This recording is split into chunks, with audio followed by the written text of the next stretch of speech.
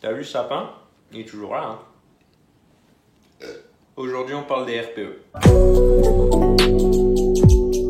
Ces dernières années, la notion de RPE a été de plus en plus utilisée, que ce soit en powerlifting et même en musculation. Et bien que ce soit de plus en plus compris, ça reste encore une notion assez obscure pour certains. Les RPE, c'est simplement une notion qui permet de quantifier l'effort qu'on a fourni pendant un exercice. RPE, ça veut dire simplement échelle d'effort perçu en français. C'est ni plus ni moins qu'une mise en application en powerlifting et en musculation de l'échelle de Borg, qui est une échelle d'effort qui va de 1 à 10 et qui est utilisée dans beaucoup de sports. 10 étant un effort maximal, on ne peut pas fournir plus d'efforts qu'un 10 sur 10 et 1 étant un effort vraiment minimal. C'est une échelle qui est très subjective, elle repose uniquement sur son ressenti et ses sensations. Un peu comme une échelle de douleur où votre médecin va vous dire sur 10 à combien vous avez mal, j'ai mal à 6. C'est basé sur son ressenti et pas vraiment de valeur quantifiable objective. Alors il est quand même possible de rendre cette échelle un petit peu plus objective dans certaines pratiques sportives, notamment en y associant la fréquence cardiaque max. 50 à 60%, ça peut représenter un 3 sur 10 et on augmente petit à petit jusqu'à arriver à 100% de sa fréquence cardiaque max, représentant le 10 sur 10. Bon, jusqu'ici on est ok, mais je peux pas vous parler des RPE sans faire mention des RIR pour répétition en réserve. C'est aussi une échelle d'effort mais qui va être beaucoup plus objective et qui sera basée sur le nombre de répétitions en réserve avant l'échec musculaire sur un exercice de musculation. Faire un effort à 0 RIR, ça veut dire qu'à la fin de notre série, sur notre dernière répétition, on peut faire aucune répétition supplémentaire. Un effort à 1 RIR, ça voudrait dire qu'à la fin de notre dernière répétition, théoriquement, on pourrait ajouter une répétition supplémentaire avant d'arriver à l'échec. Mais elle n'est pas faite, elle est en réserve. 2 RIR, 2 répétitions en réserve, 3 RIR, 3 répétitions, etc.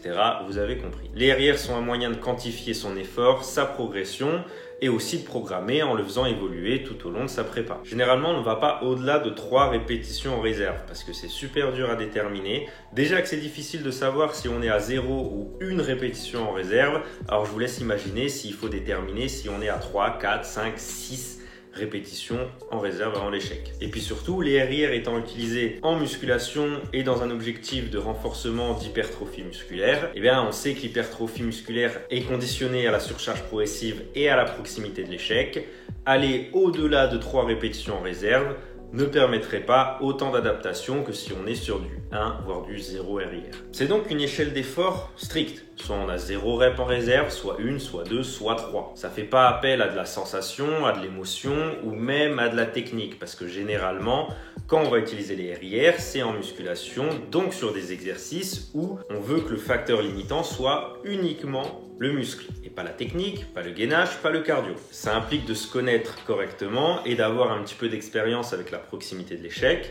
Mais à partir du moment où on est à l'aise avec ça, c'est un super outil. Bon, maintenant revenons aux RPE. Les RPE, ça va être un mélange de l'objectivité des RIR et de la subjectivité de l'échelle de Borg. Partez du principe qu'au-delà de 3, 4, 5 répétitions, les RPE correspondent ni plus ni moins qu'aux RIR, aux répétitions en réserve. Et on va compter à l'envers. RPE 10 étant l'effort maximal, donc ça correspond à 0 RIR.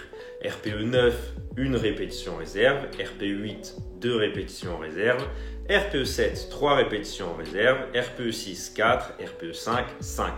Généralement, on ne va pas en dessous du RPE 6. Ça peut arriver d'aller chercher du RPE 5 pour des cas un petit peu particuliers. Mais c'est quand même assez rare pour les mêmes raisons que on ne va pas au-delà de 3 répétitions en réserve. C'est difficile à déterminer. Mais dans ce cas, pourquoi ne pas utiliser juste les RIR? En fait, la plupart des gens, en pensant utiliser les RPE, utilisent les RIR. Et puis les RPE se sont démocratisés avec le powerlifting, où on a le squat, le bench et le deadlift, qui sont des exercices où le facteur limitant sont rarement uniquement musculaires. On a aussi la technique, le gainage et l'émotionnel qui interviennent dedans. Là, on peut se permettre de descendre un petit peu au niveau des répétitions en réserve. Et c'est pour ça que c'est pas choquant de voir du RPE 6, voire du RPE 5 en powerlifting, parce qu'en fait, un RPE 9, 10 sur un squat va procurer beaucoup plus de fatigue qu'un RPE 10, donc un 0 RIR sur un hack squat. Et donc pour éviter que cette fatigue ne soit contre-productive, ça peut arriver d'avoir du RPE 6 voire du RPE 5. Et quand on se rapproche de 3, 2, 1 répétition, la notion de RIR laisse tranquillement sa place à l'échelle de Borg totalement subjective. Comme je l'ai dit, le facteur musculaire ne sera pas le seul facteur limitant sur un squat, un bench ou un deadlift. On a d'abord notre technique qui va pouvoir nous limiter ou au contraire permettre de pousser plus longtemps une série. Et puis on va surtout avoir le côté émotionnel, que ce soit positivement ou négativement. Le fait d'être extrêmement confiant, d'avoir beaucoup d'excitation à l'idée de faire une barre, peut potentiellement fausser la perception des répétitions en réserve. Et à l'inverse, un peu plus d'appréhension et de peur peut fausser également l'évaluation. Donc en fait, on pourrait se retrouver à faire une répétition RPE 9, mais ne pas être capable de faire une répétition supplémentaire. En revanche, on pourrait encore ajouter du poids avant d'arriver sur un effort vraiment maximal. Parce que sur aussi peu de répétitions, c'est pas seulement vos muscles qui vont déterminer si vous êtes capable de faire une répétition en plus ou pas. D'autant plus que certains profils seront plus à même de faire plus de répétitions à de hauts pourcentages, là où d'autres profils en feront moins. Et c'est pour ça que les RPE sont à double tranchant. S'ils sont mal utilisés, ça vous fera pas progresser, voire ça vous fera régresser. Ça nécessite quand même beaucoup d'expérience et d'honnêteté vis-à-vis de soi-même pour pouvoir les utiliser correctement, ou du moins pour pouvoir les utiliser seuls. L'argument principal derrière l'utilisation des RPE, c'est l'autorégulation. Une charge qui était RPE 9 sur un jour ne sera peut-être pas RPE 9 sur un autre jour. Et le but derrière ça, c'est d'éviter d'accumuler trop de fatigue et de laisser son corps faire et se réguler naturellement. Donc ça permet d'éviter le surentraînement. Si on utilise un RPE continu tout au long du bloc, ça permet de constater une progression qui sera naturelle. Et si on utilise un RPE évolutif qui sera de plus en plus haut au fur et à mesure d'un bloc, ça permet à l'athlète de progresser à son rythme. Donc a priori, ce serait super. Mais vous vous doutez bien, tout n'est pas tout noir ou tout blanc, et l'avantage des RPE, c'est aussi son désavantage, puisque certains profils auront tendance à surévaluer ou sous-évaluer leur RPE. Donc on risquerait d'avoir une fatigue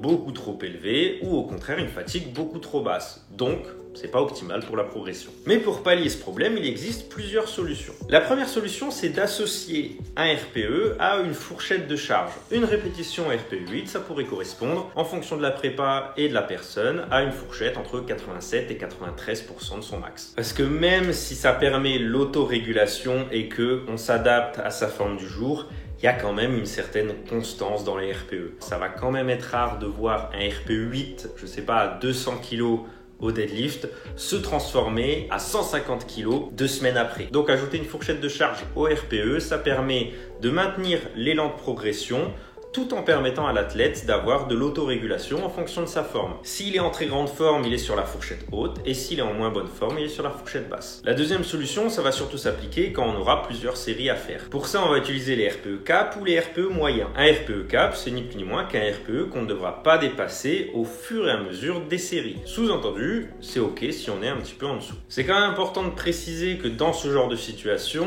il faut avoir les charges utilisées de l'athlète au fur et à mesure des séries, et surtout le RPE effectif de la série. Le RPE moyen, quant à lui, c'est une moyenne sur toute la série.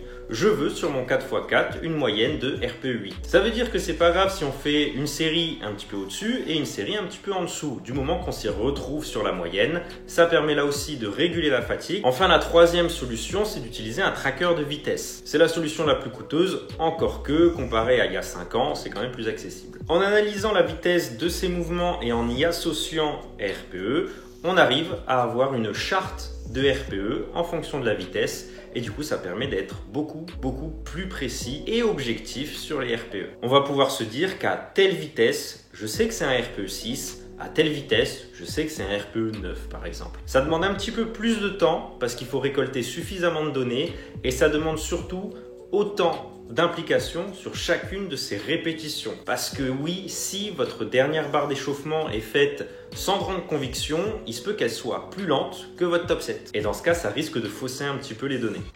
Bon, les RPE n'ont plus aucun secret pour vous. Ce sont de très bons outils qui, si utilisés correctement, peuvent s'avérer extrêmement utiles dans une prépa. Cette vidéo est désormais terminée les amis, j'espère qu'elle vous aura plu, j'espère qu'elle vous aura aidé d'une quelconque manière. Si c'est le cas, n'hésitez pas à vous manifester en commentaire ou en partageant cette vidéo ou en y déposant un pouce bleu. On se retrouve dimanche pour un vlog cette fois, d'ici là portez-vous bien, continuez de vous entraîner et entraînez-vous intelligemment.